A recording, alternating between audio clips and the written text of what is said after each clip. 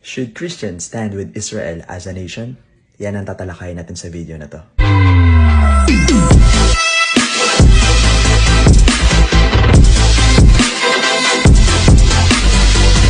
But first, let's watch this video.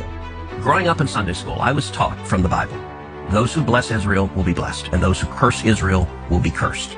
And from my perspective, I want to be on the blessing side of things. Of those who bless the government of Israel? Those who bless Israel is what it says. It doesn't say the government of it, it says the nation of Israel. So, that's in the Bible. As a Christian, I believe that. Where is that? I can find it to you. I don't have the scripture off the tip of my... You pull out the phone and use the... It's in Genesis. But, so you're quoting a Bible phrase, you don't have context for it, and you don't know where the Bible it is, but that's like your theology? I'm confused. What does that even mean? Tucker.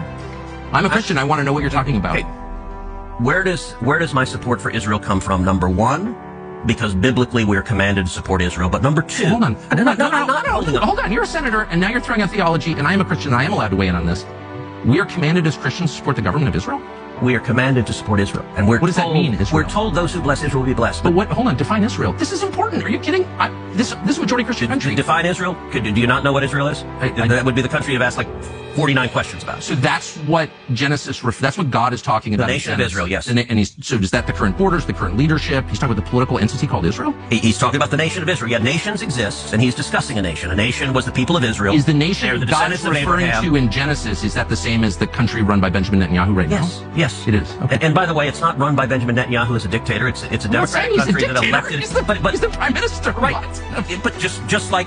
You know, America is the country run by Donald Trump. No, actually, the American people elected Donald Trump. The same principle. This is silly. I'm talking about the political entity of modern Israel. Yes, and that is. You believe that's what God was talking about in Genesis? I do, but that country's existed since when?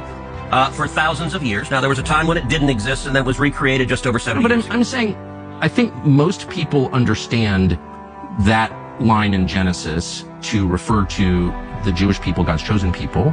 That's not what it says. Okay. Israel, but you don't even know where in the Bible it is. Ang politician sa video na ito ay isa lamang sa milyon-milyong Kristiyano na naniniwala na ang Christian ay dapat sumuporta sa Israel as a country. Marahil isa ka rin sa mga naniniwala dito. Pero ano nga ba ang sinasabi ng Biblia patungkol sa bagay na ito? Ating alamin. Under the Old Testament, mababasa natin na Israel is the God's chosen people.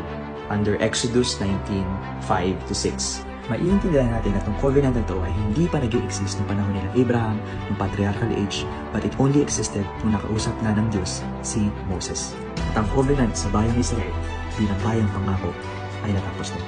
Ayon sa Efeso 2:14-15, ang kamatayan ni Kristo ang naging daan upang i-abolish yung Mosaic Law, which also includes ang covenant sa mga Israelites. In fact, the Jewish nation was later destroyed dahil ito sa patuloy na kanilang pag-reject sa Messiah.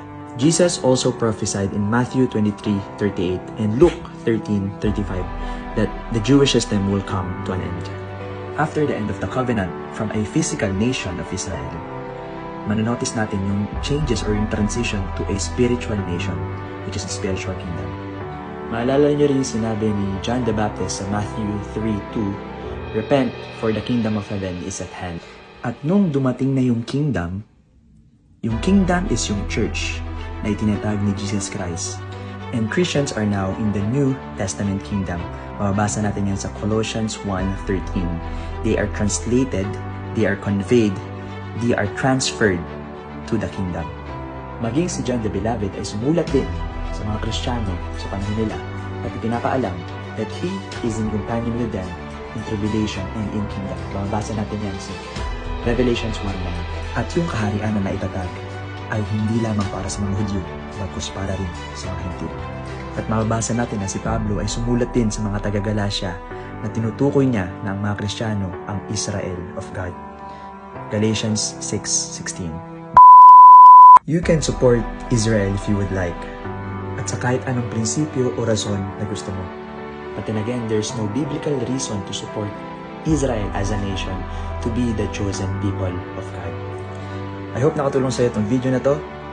At kung gusto mo ng mga ganitong klase ng content, please like, follow, and share this video.